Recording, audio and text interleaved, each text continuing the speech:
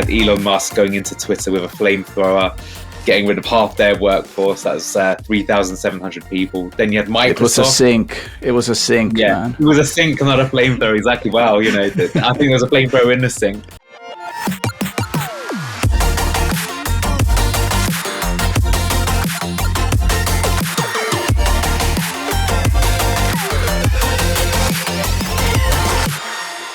Hi friends, welcome to the Metacast Roundtable by Naavik. I'm joined by Aaron Bush, co-founder of Naavik, Anil Das-Gupta, co-CEO of First Light Games, and Joakim Achrén, kind of right, founder and CEO of Elite Game Developers, venture partner at Play Ventures, and I'm sure you know him if you're in the games industry.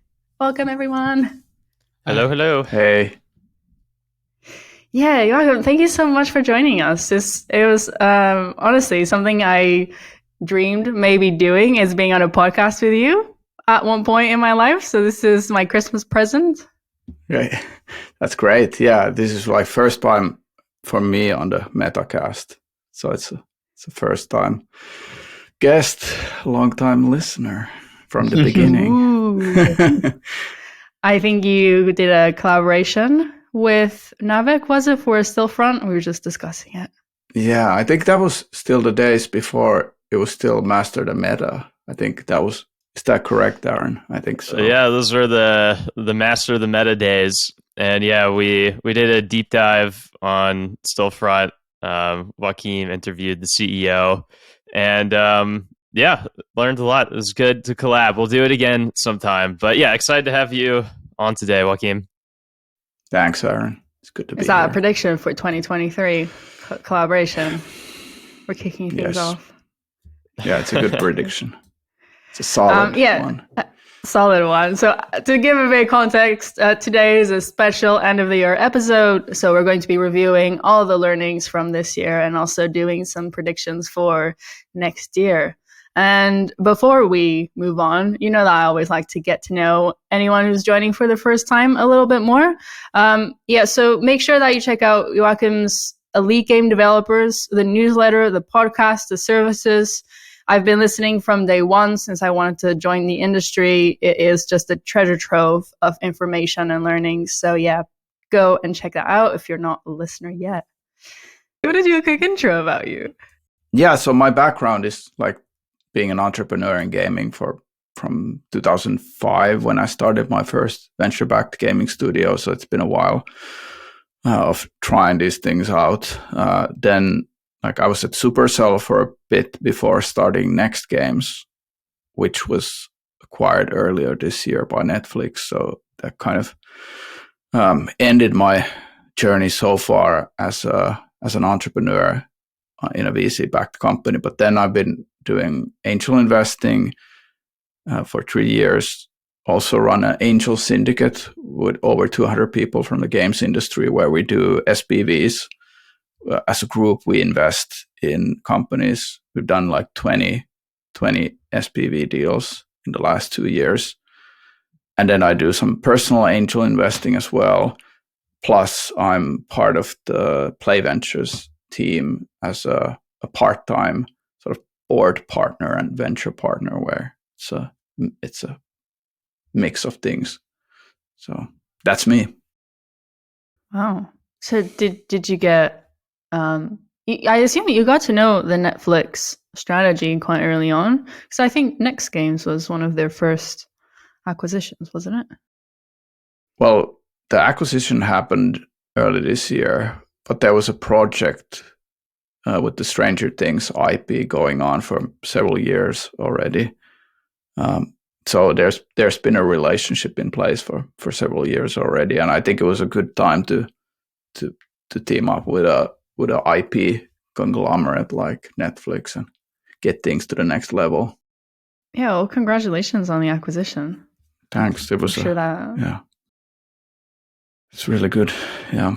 So yeah, like of course, like Elite Game Developers is kind of my focal point now as like somebody who still wants to do some creative work. So I write a newsletter every week targeting gaming entrepreneurs. So you can check that out on elitegamedevelopers.com. So yeah. All right. Thanks. If you're wondering, oh, New Year resolution, what should I do next year? I need a new adventure. Well, I might have the solution just for you. This is my intro of a pharmaceutical product. No, it's not. We're actually opening up new people joining the roundtable panel. And so if you listen to the roundtable, if you think that you'd like to join, we'll be sending out a bit more formal details further, maybe earlier in January. But yeah, if you want to know more about the opportunity, just send me a message on LinkedIn, send us an email through the Metacast email, and we'll get back to you. We're looking for people in the industry who like analyzing games, like analyzing game-adjacent tech industries, company strategies, and driving insights from M&A analysis. So yeah, reach out if this is something you're keen on. Because some of the predictions might be a little bit negative, and it was a little bit of a tough year, I thought we could start this end of year special with a positivity note of everyone saying what they're excited about for next year. So I think I'll pick you first, Aaron. What are you really looking forward to in the games industry? Games, right? I'm excited for some games coming out, and I don't know if this is stepping on toes for later in the episode. I don't know, but there's a new Final Fantasy game coming out. There's a new Zelda game coming out. Starfield's coming out. There's lots of like huge games coming out that I'm excited about. I feel like 2022, there were still good games, right? But it was like a slower year of some of these like massive releases. And so 2023 is going to be, revving up the engines again, and, having no chance of, getting through any backlog whatsoever, because you can't keep up with anything because there's too much goodness out there. So, yeah, that's what I'm looking forward to. I know what Anil's going to be doing in June 2023. You would be right. But before I get on that, I'll say there is another positive thing, but I'm going to save that because I feel of my predictions, one's actually positive. So I'll actually start with my negative prediction first when we get there and do the positive to end. Because I think it's important to go into a new year with a positive outlook. But yeah, as Maria is hinting at, June 2023 is when Street Fighter 6 has been announced. I got to play the beta earlier in the year. It's pretty amazing. I remember being on a previous Metacast with Aaron and Matt, and Matt jokingly said, imagine if it was a Street Fighter 6 metaverse where you could walk around and do stuff. That's actually what they've built. But the most important thing is the gameplay so far is really good. Fighting games are interesting because I feel like you have to play for 100 hours before you can even say if it's good or not. I've played it for about 10 so far, and it is pretty good. And just so you know, that I worked on number 4, which was really good. That was like one that had a gap of about 10 years, but I wasn't at the company when they made 5. And when they first released 5, they released it in a really bad state. It had sort of no single player content. The online barely worked. And I remember actually texting one of my friends as soon as I started playing it, just going, what have you done? So luckily this time round, it looks like they're taking their time. They've delayed the launch. They're going to make it really good. And so far from what I've played, I think it's really, really fun. I think it's quite a fresh take on the genre as well. And I think I will be taking off some holidays in June to play it. I think that's the prediction. You're predicting Street Fighter will be a massive success. I think in London there's a competitive scene. I helped start that when I was younger. Yeah. Did you really? I used to run tournaments in Good Street Arcade called Casino, which is now unfortunately a Scientology convert, but actually was next to that, so that's not quite right. But yeah, I did. I'll actually send you some footage. I used to run tournaments. That's how I ended up working for Capcom, actually. Oh, wow. Okay. That's a fun fact. Yeah. Joakim, how can you be that? What are you looking forward to? Yeah, I'm waiting for some games as well. One of them is definitely Blast Royale, so can't wait for that one. There you go. But there's like the a amount bunch I had to pay to get that mentioned on here. Yeah, yeah, check it out, Blast Royale. So there's a lot of startups that are actually coming out with a game in 23, and that's I think the most exciting thing. Like most of the companies that I've been working with after I started doing investing 3 years ago, they're kind of at the stage where the ones who've been figuring out what their game is going to be, they're kind of like at that point where next year is the year of the launch for so many people. So I think that's what I'm looking forward to a lot. And I think there's also other interesting games coming out from like bigger publishers. So definitely an interesting year. And now we're ready to enter the first end of the year prediction. Maybe we'll be able to put some drum roll sound effects here. Maybe. Aaron, what do you got for us? Yeah, I think next year the console market will accelerate. And, my take here is pretty simple. And so I don't know how much there really is to discuss because it feels pretty obvious to me, but I'm curious what you guys think. But, ultimately the console market is poised to improve because several headwinds that, hit at once over the past couple of years will just start to wane. And so for starters, new console shipments have been held back by supply chain issues, namely semiconductor shortages. But already in Q4, which we're in right now, should see improvements, and that'll extend to the next year. And there's plenty of pent-up demand still for new consoles, especially the PS5. So that tailwind is there. And then, of course, the consoles that people play on has an impact on their engagement, right? So, for example, in Sony's latest earnings call, or in their earnings report, I should say, player engagement on PlayStation as a whole actually was down a bit over the previous year, but performance was actually quite positive for PS5 gamers. And so that higher engagement leads to more sales, and as more PS5s specifically get out there, but other consoles too, we'll see more engagement around newer games. And as I mentioned, for Maria's last question, much of 2022 had a noticeable game launch shortage, and 2023 is poised to turn that around and just be a more active year for game launches. And even something as simple as going from a weak Call of Duty year to a strong Call of Duty year has a noticeable impact on the market. And that's exactly what has happened in the new Call of Duty Modern Warfare 2 game is very successful. Of course, Call of Duty itself branching out Warzone and with Warzone 2 coming out, that's going to be a hit. And even if you zoom in a bit to something like subscriptions, which have been a big topic of conversation, wondering whether something like Game Pass will really work, how disruptive it really is, etc. Obviously, we'll see what happens next year with Microsoft, with whether or not Activision, the acquisition of Activision Blizzard will go through. If so, that's very meaningful for the console market as a whole.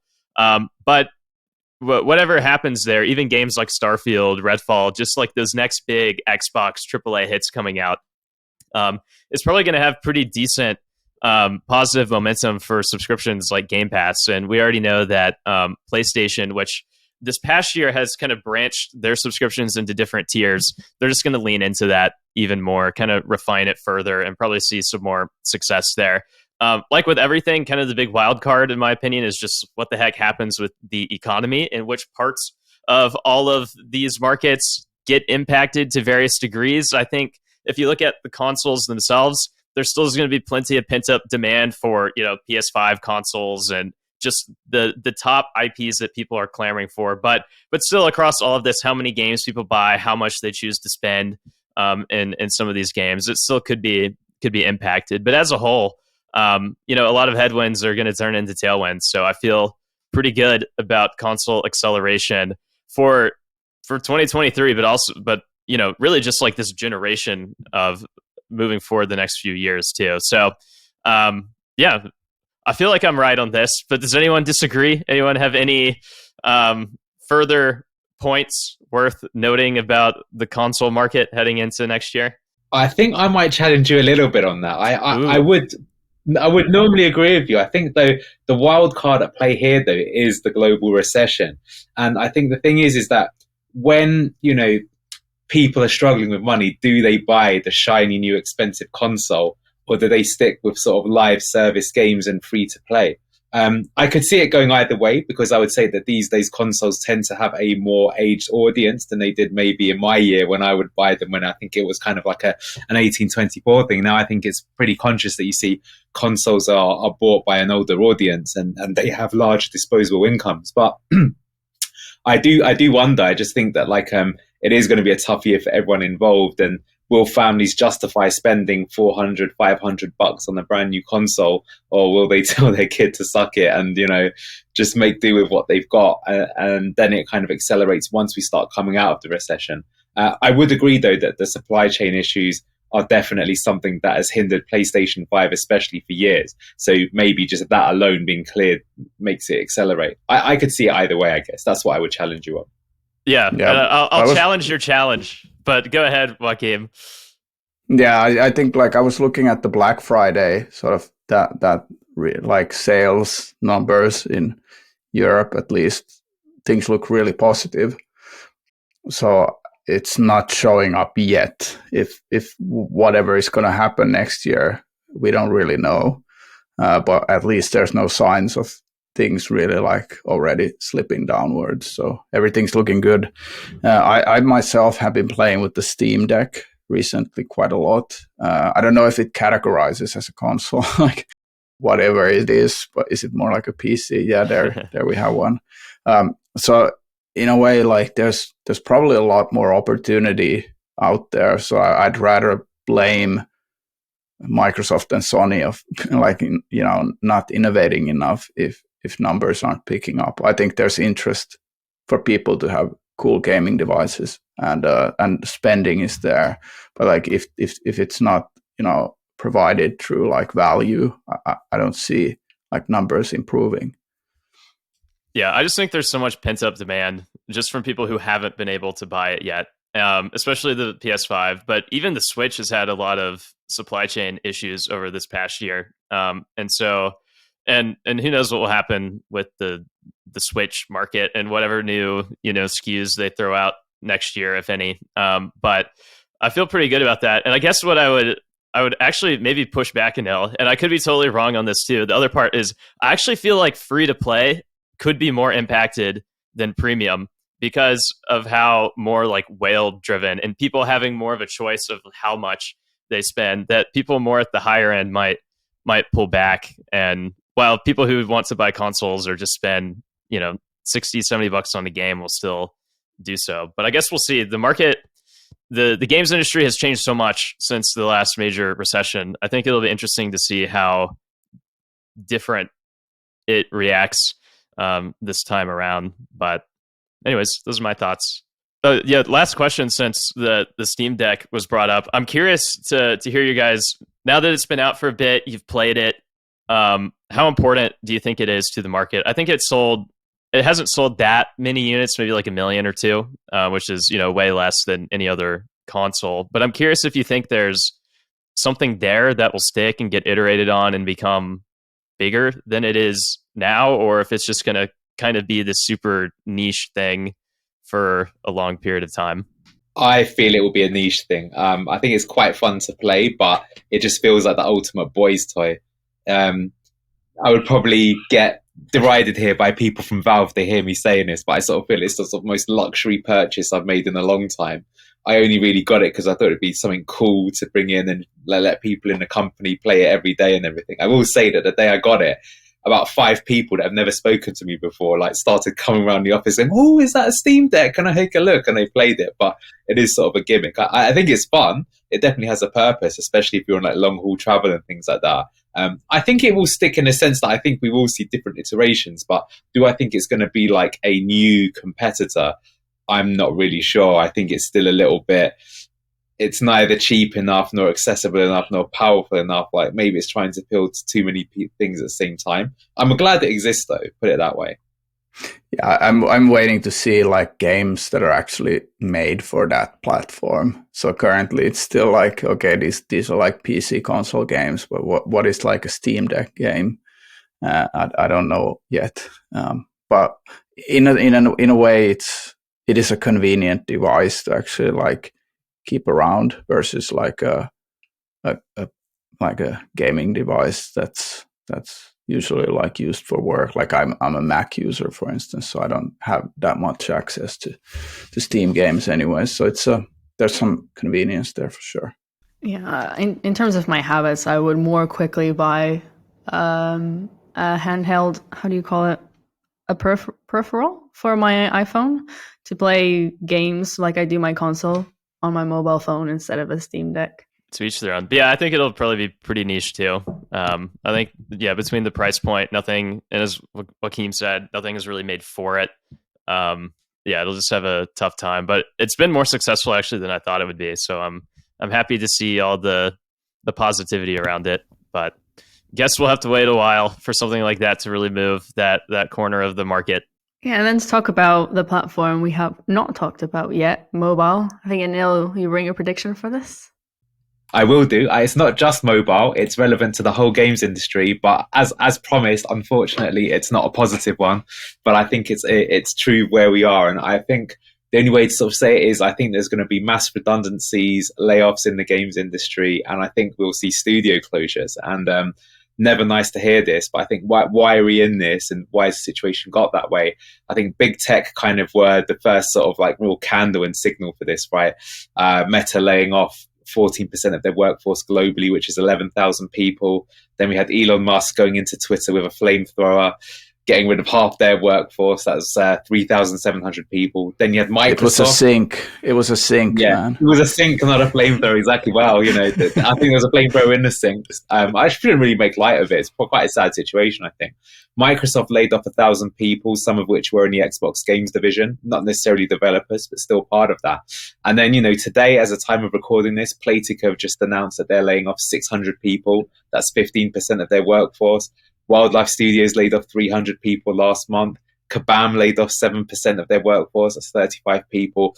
And unfortunately, I think this thing is going to keep happening. And I think it will also affect not just existing studios that are just looking to minimize their workforce, but I think, unfortunately, a lot of studios won't make it. Hopefully, they're none of Joakim's investments. He said a lot of them are launching the game this year, but there will be some people in precarious positions. And why are we here? Why we've got this, in the first place? I feel like what happened is that COVID was actually good for the games industry, as bizarre as that might sound, because the amount of revenue and playtime in sort of all technical products went through the roof, and companies really over-indexed on that, thinking, okay, this is the new normal, gaming's recession-proof, even in the global pandemic, gaming rises. And I think that's kind of partly true. That's why it was interesting debating with Aaron next year, like, do we think like console sales will either, accelerate or decelerate? Because I feel that like when times are bad, you tend to play a lot more games. Like I know I certainly do. It's a good way of getting out of depression. But I think these things are secular. And so because we kind of now got this sort of lag period where people have realized they went too hard too soon on increasing their team sizes, now that we've got this global recession, they're going to cut back. Hence, what's the first thing to go? It's always people, sadly. And that's how we're going to end up there. So it's not the best news, I'm afraid, but I think we're going to continue to see this across all major corporations. And I wouldn't be surprised if we do see a few high profile ones bite the bullet as well. Yeah, it is a downer of a prediction, but and obviously it sucks for people who are affected. But I guess just to kind of take the glass half full perspective on that is that's actually very healthy for like the future of businesses. Obviously, a lot of factors here are kind of beyond the control of businesses. Whatever like platform decisions get made has a very large impact on ecosystems that are built on top of those platforms. And that's what you sign up for. Kind of that uncertainty there when you operate in a space like this, until regulations, come in. But yeah, I think, obviously like COVID and the growth we saw from there paired with just capital being cheap, right? With equity values being high, enabling stock-based compensation and raising value for companies at higher rates, being able to kind of fuel that towards employees who then kind of fuel on that growth, and debt being cheaper and all of that. It's sort of like pulled forward what people thought was a new normal that wasn't, and then capital became more expensive again. Growth normalized again. All of those things of which are normal, it was the acceleration that was abnormal. And so a lot of this is not really going back to, or it's not, going in a new direction, in the sense of things being so negative. We haven't seen this before. If anything, it's kind of going back to normal. And that's healthy, taking a more moderate approach to how you run your businesses. And what I've seen so far, just in terms of even just like unemployment rates in general, is they've actually held up really well. And so even though we kind of talk about these pockets of weakness, there still are pockets of strength in other spots. So I actually feel pretty good about people's abilities to kind of jump to new places. There still is a ton of entrepreneurship around. There are companies that are succeeding and growing. So even though it's a hard time, I think it's healthy, and ultimately, talent, even though it could be tough in the interim, will probably end up being fine because of the entrepreneurial and growth driven spirit of the industry. Do you feel that the cycle will ever be broken? Because I feel like the irony here is that because we will see a recession, despite the layoffs, I wouldn't be surprised if gaming as a whole actually grows. And when we get to this time next year, people look back on it and go, oh, wow, gaming really was recession proof. Do you know what we should do? We should open loads more studios and hire loads of people into games.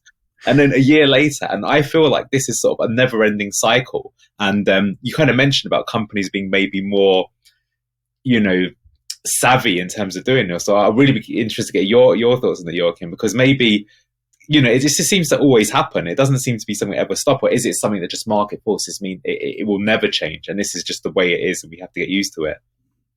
I think mobile is still kind of the dominant platform globally. Like 3 billion people basically play mobile games.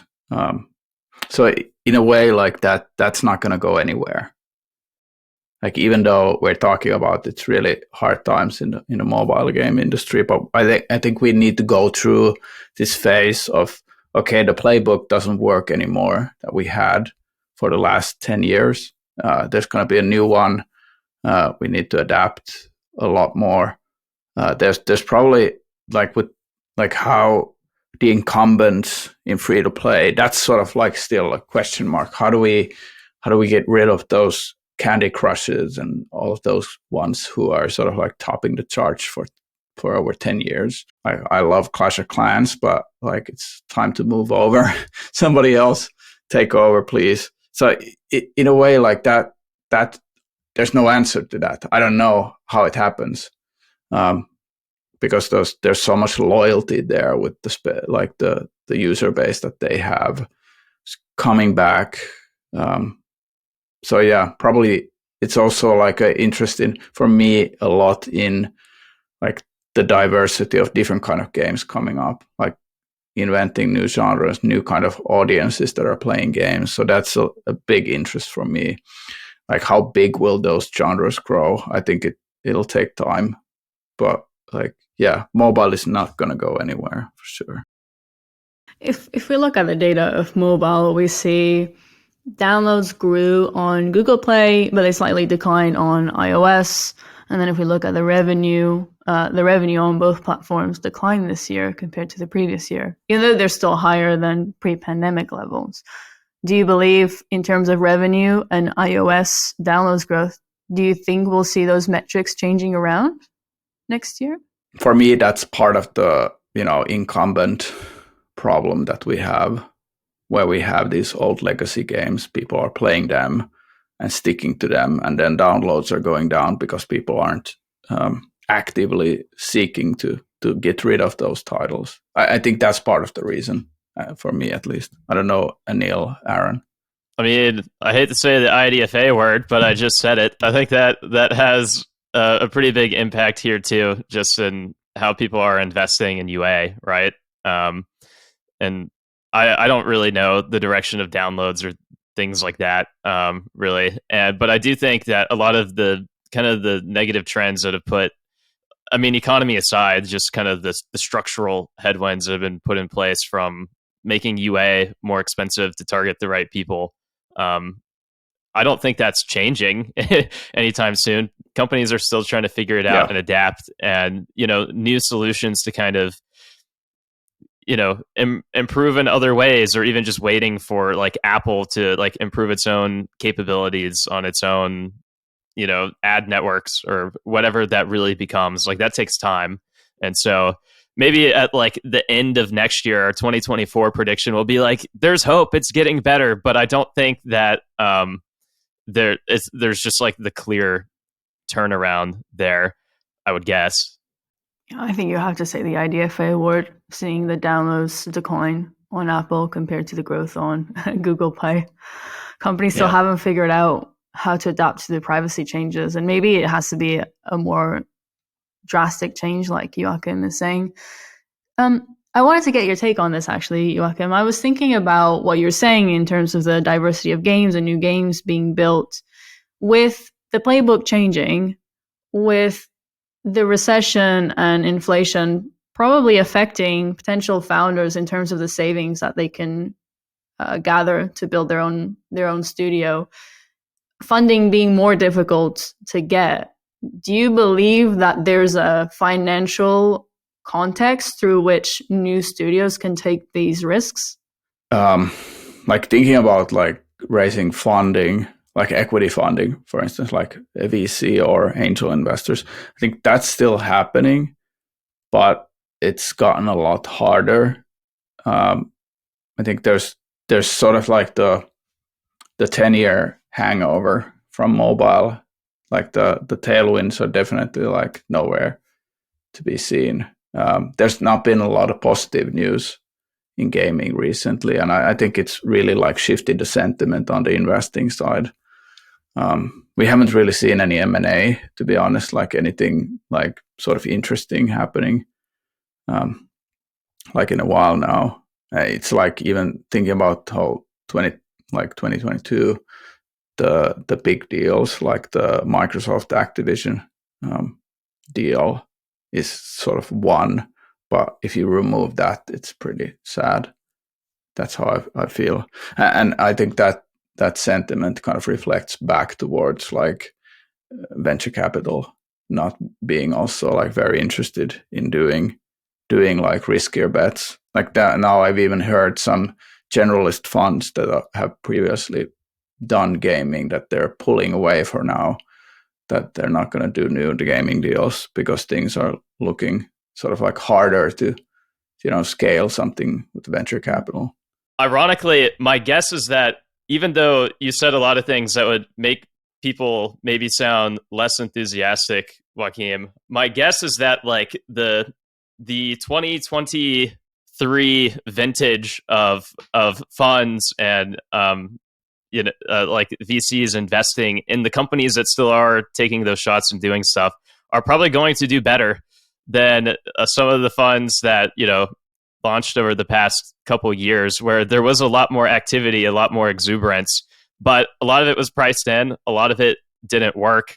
And I mean, I think you see in harder times that even though maybe there are fewer people taking shots on, at the goal, that there tends to be less enthusiasm, but it still can be often the best time to be investing. I mean, it's kind of the whole, Warren Buffett says, like, be greedy when others are fearful when others are greedy. Like, that's so true. It doesn't just matter in public markets, but definitely private markets too, I think. So yeah, not all of that is necessarily positive what you said, but I think, I don't know, I lean more optimistic on all of these things. So I'm not on the unenthusiastic side yet. I'm still pretty excited by what we're going to see out of this year there.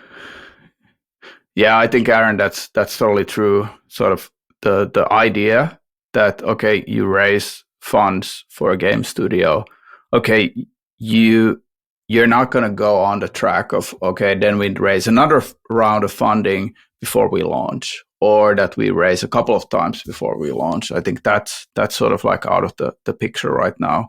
And now it's more like, okay, you have a solid VC case where you can raise venture capital, but you need to actually prove out things. You need to launch something that works in the time frame that you have, the runway that you get with the funding. So that creates sort of like a dynamic that creates like the great companies, the recession, the great companies. Yeah, it's healthier. And I guess like one like kind of trend line I want to roll through a lot of this is that, again, through a lot of like the negativity, a lot of this does lead to healthier activity. And Anil, I know you were kind of asking before about the cycle, like, will we ever get out of this cycle of like, when times are good, people, the games, or when times are bad, the games industry does well, and it leads to people thinking it's this new crazy new normal. I think there always will be that. I mean, cycles will always exist, right? They always have, both in the economy and technology, everywhere. That's just the way the world works. But I think the smart people learn from it. Like your company yourself doesn't have to cycle your attitude and your mindset to how you handle your approach to money or hiring or things like that. And I think like seeing these wild swings is like the best opportunity to learn and like reset and be like, oh yeah, this is what actually healthy, normal looks like. And so the next time things get weird, we're not going to go weird with it and, you know, get all out of whack when everyone else does and suffer the consequences later. And we'll maybe not be as exciting. We'll be moving a little bit slower in those times, but come across the other side healthier. And I think a lot of, you know, the smart entrepreneurs and investors do realize that. So yeah, the cycles will always be there, but I think smart people can learn to adapt and play them well. One take, Anil, on what you're talking about in terms of talent. It's just been on my mind that games in general usually pay less than having the same role, for example, in tech.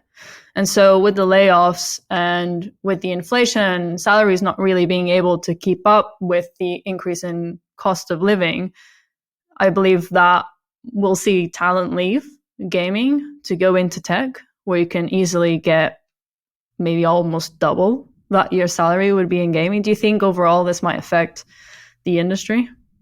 Well, but the issue is tech itself is hemorrhaging jobs even worse than the games industry. So I'm not sure those jobs will really be there. I think it might be quite similar to, I was a lowly programmer back in the days of 2007 when we had the financial crash there. And I remember around that time, there was no point looking for a job. You know, just every recruiter would just be like, no, what are you talking about? Just stay where you are. Now, I don't think it will ever get to that stage.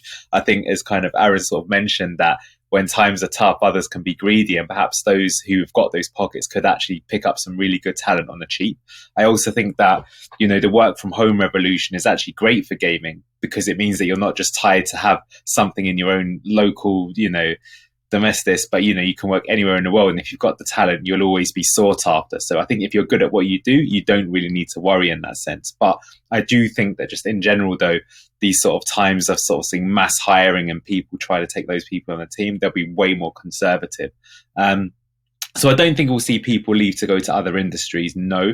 We may see more people doing contract work, short-term gigs, maybe working on something they're not truly passionate about for a year or two just to make ends meet before they go on to something big. I think that's more likely, in my opinion.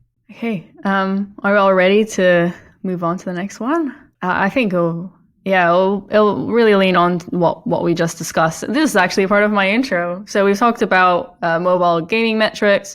We've talked about the impacts of IDFA, and the consequences of that is that mobile gaming is a mature market. And the UA budgets needed to scale a UA game are just growing and growing year on year. And then I think we're going to see an answer in terms of studios exploring creative solutions to these problems. A bit of what Joakim, you were saying about reinventing the playbook in terms of mobile gaming. And this is my prediction. I think we're going to see more multi-core gameplay games. This is the name I came up with to try to describe what it is. So when ATT first started coming around, there's a lot of discussion about, you know, studios should be doing cross promotion, keeping players within the same ecosystem, but that comes with a lot of friction. That comes with not really being proven on a wide scale on how to do it. And we started seeing some examples in the market of, for example, X-Hero and Age of Frostfall, of games that are using a gameplay mechanic that is hybrid casual to have a bigger top-end funnel within the game itself that then is used to onboard players into a more complex mid-core gameplay. That's where the spend depth is. And I think we're going to see more studios trying to figure out these solutions of how do I mash up my spend depth and the complex mid-core game, but how can I use another gameplay within the mobile game to target a wider audience? Yeah, like I haven't seen that work usually. I think there's players are smarter than we think. You're sort of, you can't do a lot of these kind of trickeries where people are sort of like, brought in a side door, and then it's actually a different kind of party that they were thinking that they would be joining. So I think that's the conflict there, which I think it's a hard one to crack. I think a lot of people have been trying. I'm hoping that it will happen one day, but like I'm not too positive. What's the term you gave it, Maria? I love the It's a multi-core gameplay. multi-core gameplay. Love it. Well, it could do. I don't know if that's necessarily the solution. I suppose it could work. You've definitely got precedent with the examples you've given. I think, though, the wider point, which is reinventing the playbook, which has come up a few times already over our kind of current themes, I think is definitely true. That's kind of happened already, I think. Some companies already done it, like branding is still really big. IP, influencer marketing was big, but now, more difficult to get going. But for example, right now, I think a lot of games see a lot of success marketing their games on TikTok, for example. So there will always be a way. I think it'll be interesting to see what the winning formula is. And I think that can apply in many different ways as well. I mean, sometimes you just get a breakout genre that comes from nowhere, e.g. Battle Royale, and then all of a sudden, or auto battlers was all the rage for a while. That sort of dissipated after about a year when it turned out the spend depth wasn't there, but it can always happen. And perhaps that's what we'll see. And maybe, again, kind of tying back into what Aaron's been saying, is that maybe this sort of healthy for the industry is that when it gets to sort of the tough times, people have to be more creative. There's this story they love to say in the UK, how the Spitfire was developed because that's all the parts they had left in England at the time to make a plane, and they came up with this kick-ass plane that if they had 10x the budget, they'd probably make a worse one. So you might well see something there. I think as well there are some other topics I'll probably lean into later as well that could help that could really make for some sort of new ideas or ways to get games working again. I, for one, will be very interested to see what the new playbook is, because I'd like to know it myself, if I'm being honest. But I think that there will always be successes even in the downtimes, and I think it will probably be most likely that this year we might see some unusual ones come out. But even with like performance marketing, like Survivor.io recently by Habby, who made Archero, has been doing really well, and they've not been shy about spending on performance marketing. And there are some sort of AI solutions out there to work out what the best marketing is. So maybe that's not as dead as people think it is. And maybe what's old is new again. We might even see something like that. Yeah, I think why I keep coming back to is the costs of trying to scale a game on the mobile platform. Because all the things that were mentioned in terms of influencer marketing, brand marketing, performance marketing, that requires high budgets to spend. And it's a lot of trial and error that has a high cost if you have an error. And, before mobile, you did a good game and you got featured on the store. And that would be what you needed to become a successful game. I think what's been on my mind is mobile still the right platform that if you're a scrappy studio, you have a short runway, or you have a small bootstrap and you need to extend that runway? Is mobile the right platform to target? That's a really good point, because it does feel like the barrier to entry is way harder than it was in the past. I think like more people should think more outside of the box. Because I'm still thinking that seeing a lot of people going through like, okay, we're gonna launch the game to look at KPIs. Is that the right way you should be thinking about with this new playbook? Are there other ways to approach getting a feel if this is a good like market match, if there's a product market fit? I don't know. Like that, I think there's mobile sort of is stuck with the old patterns already. So let's shake them off. So you don't think it will be substituted by a new platform? I don't know. Maybe studios opening in the next couple of years, targeting something like AR, VR, the new platforms that still don't have those incumbents. Yeah, it would be fun to actually see a new platform. Get rid of Apple's sort of dominance and also Google. I do think there'll be more pressure on that, though. True. That is true. I do think there will be more pressure on just like the App Store monopolies, though, right? And so much of like what's holding people back is just what they're not allowed to do. In the sense of like even just like links elsewhere. And, having like we saw recently, what was it like? I forget, Microsoft, did they like sue Apple, or it was something they did something that we talked about where basically they were trying to, put their own, like you can't have games within a game or like several games within an app. And so seeing more regulatory pressures, allowing just for more types of things to be possible. I think it's inevitable that happens. I don't know if 2023 is going to be the year regulators finally crack down, or what the catalyst of that is really going to be. But it's so obvious that tensions are rising. It's so obvious that like the antitrust concerns here are really severe. And I don't know why. I mean, I've had this rant so many times, I won't do it again, on just the insanity of why regulators focus on certain things and not other things.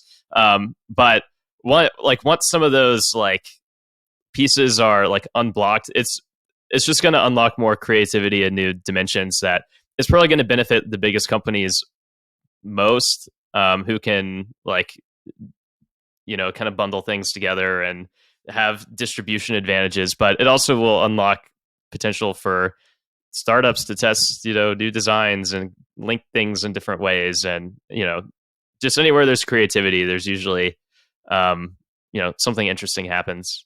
Aaron, you're going to talk about blockchain games. Yeah, another riveting topic. So I guess first of all, just to mention it, Naavik is working on an upcoming report with Delphi Digital that we were kind of working on building like the ultimate guide to the state of blockchain gaming going into 2023. So if you're interested in seeing that, it'll probably launch early next year. Just sign up to Naavik Digest, and I'm sure most listeners are, and we'll drop it there for you to see it. But I'm really excited about that.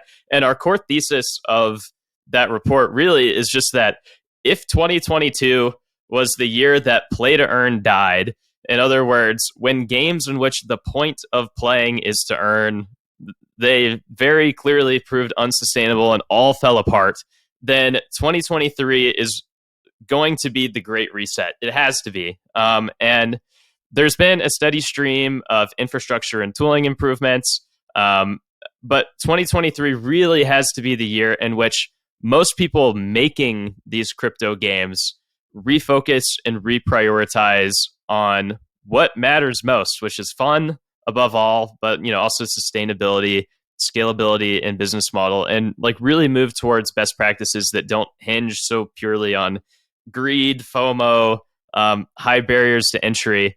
And that's really the only way that this industry can move forward from its Wild West state that it's in today. And there are a ton of people trying to do that, and a lot of it is just, there's been a lot of good and a lot of bad, but a lot of the bad is leaving, and so there's more good there. But those good people that are in there, like, really have to kind of take the reins to reset the narrative around what they stand for or what they're trying to do, kind of as a whole, to kind of move that side of the industry in a new, healthier direction. And that perspective isn't necessarily new. We've been talking about a lot of the unsustainability factors, as well as kind of debating the philosophical like upside potential and best practices around all of this for a long time now. But my guess is that 2023 is just going to be a relatively more quiet building year. We're already seeing a lot of better games in this space hit the alpha and beta status, and we've covered a lot of them. And Naavik Pro recently, we covered Guild of Guardians, Illuvium, Phantom Galaxies, Aurori, etc. And we'll see, much more of these types of games, make progress next year. But at the same time, it probably, for the most part, means that 2023 is probably not going to be that breakout year, just because it's really hard to go from everything is broken to suddenly everyone is playing this thing like that so quickly. There's a longer time period of, I mean, obviously, like the building of the infrastructure and tooling to like make it better for awesome people to build awesome things. Like there's that whole layer, but also too, just figuring out the best practices.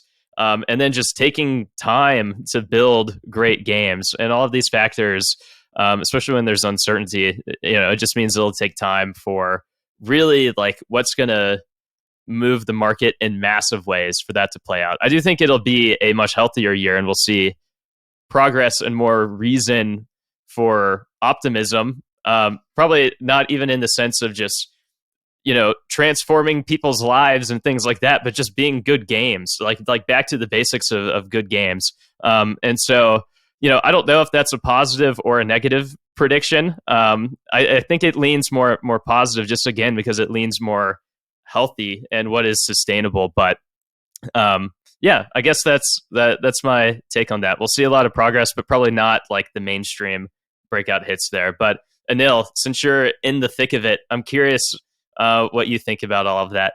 I knew this one was being fired my way. Well, I'd like to say I'm part of that fight right now, which is trying to make great games first and utilizing the technology second. I think it ties into a lot of the things that we've all been talking about. It's kind of funny how a lot of these predictions have common themes. So I think studios that I can see going out of business are ones that have bought poorly thought out games that raise a load of money in the crazy bull run and now are working out that their tactic doesn't work and they don't really know how to make game and they're going to be in trouble. Those probably will go under. I think you're right to say I don't personally think that there's going to be a breakout blockchain game this year. But the main reason I think that is maybe a bit different. I think that's because it's still going to take quite a while for it to really get popular in the West. And I think things like the FTX debacle that's happened recently mean that crypto's in an even worse place than it was from the previous shitstorm, which was the Terra Luna situation. So that's got so much work to do that I feel like even if there's a great game, it will have a lot of work to do if it's appealing to the West. Where I could see a caveat is I do actually think in other regions of the world that don't really care about that so much, we may start to see like serious traction from some games. And I actually think that is likely because I think there's so much in development. I cannot see there being just by the sheer sort of, it's like, there must be aliens out there because there's about 1 million planets that we don't know about, right? It's like similarly, like there must be a blockchain game out there that is good, that's going to do well because there's so many in development, it's impossible for it not to happen. So I think that will be the case. I do actually think though that there is a slight problem though, which is that with people just building and not releasing, especially if they stay in sort of beta or alpha, that you are going to get the classic mistake of some teams over developing a product that it just turns out was never going to work in the first place. And my prediction is I actually think we're going to see some quite high profile casualties of that. And I think they're going to be guilty of not really learning the space. Like this is like one of the most rapid environments I've personally ever been a part of. Like prior to this call, I just told you how it felt like it was 10 years in 1 year. And I don't see that really changing. And therefore, I think if you put all your eggs in one basket and you overdevelop something that never really had product marketing fit, then you're going to have like this, sunken cost fallacy of putting all of this money into projects and they won't work out. I actually think it's going to be smarter for people to try many different things within the same ecosystem and then just work out what is the best by sheer trial and error, because that's the best way of doing it. Like control the things you can rather than things that you can't. That said, I have played a lot of the high profile ones myself. There are definitely some that are really cool. So I could see them being good when they launch just because they feel pretty good already, if I'm being honest. Let's see it. But I think you're right. I don't think we'll see that massive breakout success this year. Maybe the year after is more likely. But I think we will see some good stuff in Asia and regions like that. What kind of stuff in Asia do you think would do well in this space? Or like, have you seen any like projects in particular that you think have what it takes? And I ask because like, I mean, we have looked at a bunch of projects across regions and, they're like, even like most of like the big companies in Japan and Korea, they're all working on things. But personally, and there's a lot we haven't seen, probably most we haven't seen, but from what I have seen, I'm not sure I've seen a single thing yet that really has me going like, yep, that's the one. I'm curious, like, yeah, just any more like thoughts you have on like what possibly, like what about those games, or like where could it come from that there actually would be some success over there that might even inform success elsewhere? I'm quite bullish on this mobile battle royale game that's been mentioned a few times on this Metacast over the recent months. But, putting my own personal agenda aside, I do sometimes think that some people are going a bit too crazy on things. Like, the innovation in these games to begin with is just the blockchain Web3 element. Like, that by itself is a huge innovation. It's like I then feel that people are doing additional crazy things on the gameplay, are maybe trying to jump to the end game too quickly when you've got to do all that basic building blocks first. So I think what you'll see is that the games that are out there may surprise you by not necessarily looking like totally transformative, but it's more like, I guess, like a burger joint. It's something that you've already liked, but it's got some sort of slight twist to it, and they're the ones that pick up traction. I mean, at the end of the day, that's what we're looking for, is traction. We will know what the winners are just because they're popular. And why are they popular? Just because. Just they happen to be the games that really resonate with certain markets, start doing really well, and then they end up taking over. I wouldn't really know what they are, but I actually think that they'll be more in the conservative end than they will be in this sort of, crazy thing. I think just like, what we don't have right now is just like a successful game that just has NFTs in it, for example. Like where is the first person shooter? Where is the MOBA? Where is the strategy game? Where is the, insert any one of multiple genres that are always popular, fighting game, etc., etc. So I feel like we need a few of those first. They're going to be the ones that really sort of like start opening up the gates, and then you'll see the more innovative stuff come in. That's my personal, that's probably not the most audacious, prediction that's ever been made, but I think it's just most likely. I mean, even if I go back to the early days of free to play, Clash of Clans was an amazing game, but it was just Backyard Monsters by Kixeye made them mobile. Heyday was Farmville, but had a nicer UX. Not to obviously diminish in any way, shape, or form how amazing those games were at the time, but they weren't kind of like crazy revolutionary. They were ideas that were already existed there. They were just like really well done in this case by using the free-to-play business model, but also I feel the UX in those games that appealed to mobile and showed you that you could go that way. So I think it'll be the same thing. Like, you'll just get a game genre that's already popular, that has these transactions in it. That's what makes it popular. They start blowing up, then these ideas get carried across, and then you'll see maybe the sort of real behemoths in a couple of years' time afterwards. So, that's how I see it. Yeah, and if that's the way it goes, it might, I don't want to say kill the narrative of like Web3 games, crypto games, like being its own thing, but they just become games again, right? Absolutely. Yeah, same here. Like, there's no, like, I think we're gonna hide the whole blockchain thing. Yeah, I hope quite soon. It's somewhere in the background. Yeah, the day I play a blockchain game,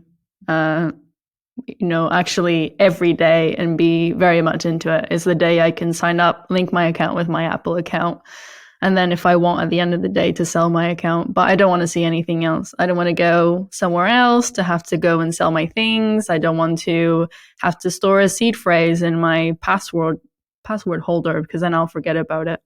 Yeah, I think I'm absolutely on board with you on that. And Blast Royale. Well, I mean, you might notice that that's kind of similar to what I've just described there. So that's obviously our strategy around particularly launching that. But I think, again, that like having been involved in sort of mobile games early on, a similar thing happened where to begin with, people went a bit too audacious and those ones didn't particularly succeed, whereas there was sort of like a slower trajectory. So, for example, now, Fortnite, PUBG are huge on mobile, but even back in 2007, 2008, people were trying it. There was a game called Eliminate Pro. I don't know if anyone remembers that. That company ended up getting bought by DNA, but that was like a first-person shooter, already working on mobile at the time, twin sticks. And back then, people said twin sticks will never work. I remember at one point, people said to us, mid-core will never work, et cetera, et cetera. And it did. It just took a while, but it took certain games to break down the barriers before we would get there. And same thing. I think your representation there, Maria, is very typical. You don't really want to care about that stuff. You just want to play a game. But if you played a game and the game was brilliant, and then it had this additional stuff on top, and it was a benefit to you as a person and as a player, then sure, you're all for it. But first and foremost, as we've been saying here, concentrate on the game and making that good. And then last one for the episode. We're running a little bit, but Joakim, very curious. We've talked about M&A funding here and there. I think you're going to wrap up the episode with giving us a prediction for that. Yeah, like I said earlier, I think the whole industry needs sort of like good news soon, so that we get things back rolling again.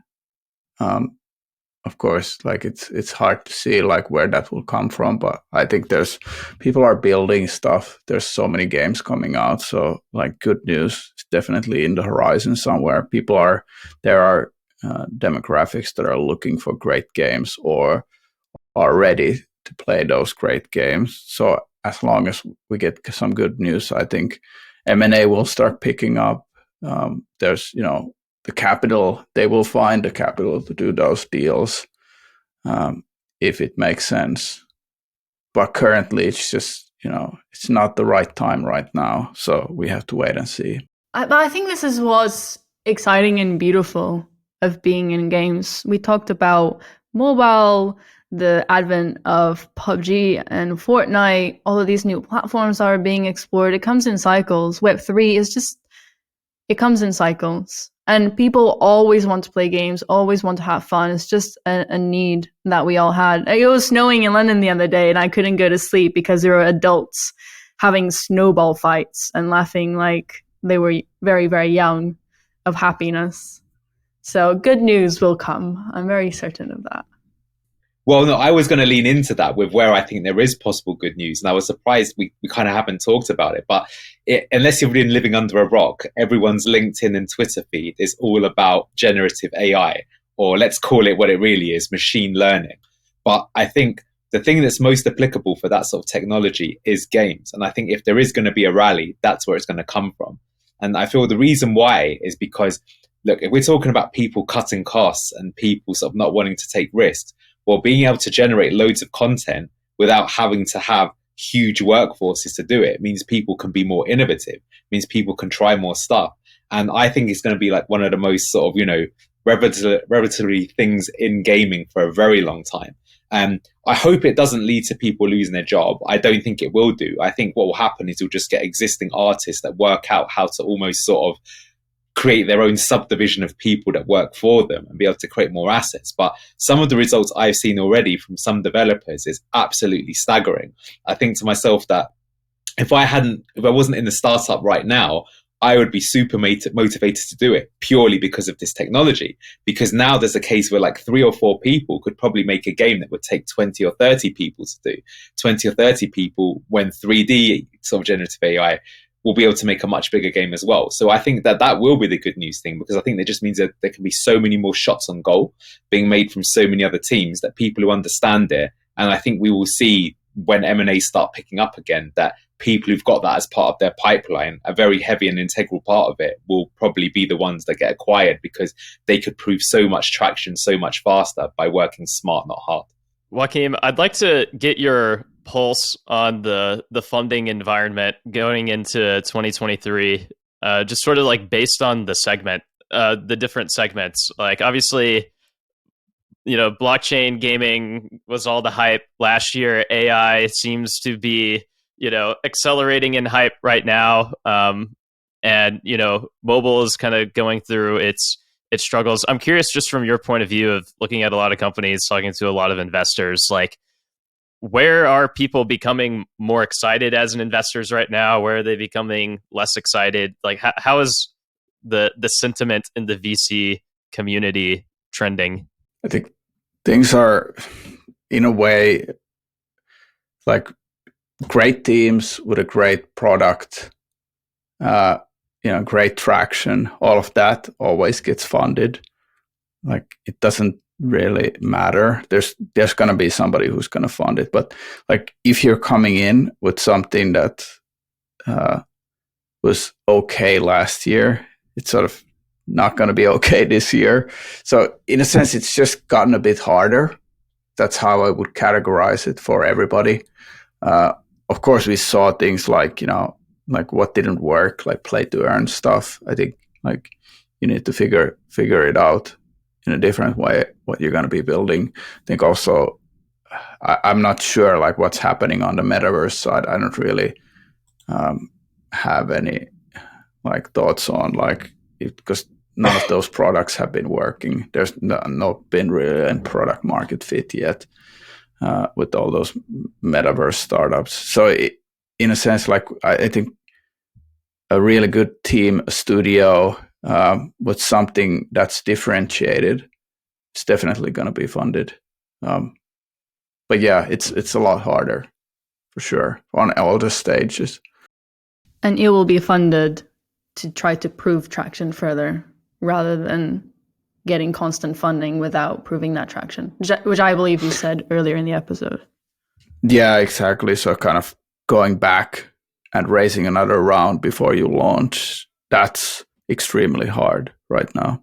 Is this the next thing that like people are just going to be throwing money at left and right, you think, Joakim? I mean, not speaking for yourself, but just in general, like, are you seeing this being like that next big thing? I'll give my 5 cents as well. Okay. No, I think there's a lot of big things that are coming out there for sure. Like, how do we start utilizing this generative AI stuff?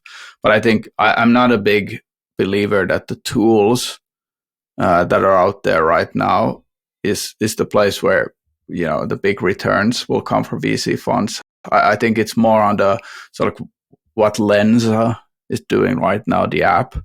Like, how do you take that forward? Like that consumer appetite for generating UGC with AI. Like, I'm more interested in that sort of area versus like, okay, what's the next Photoshop filter gonna be with AI? So I personally think that next year we'll see maturation. Is that an English verb?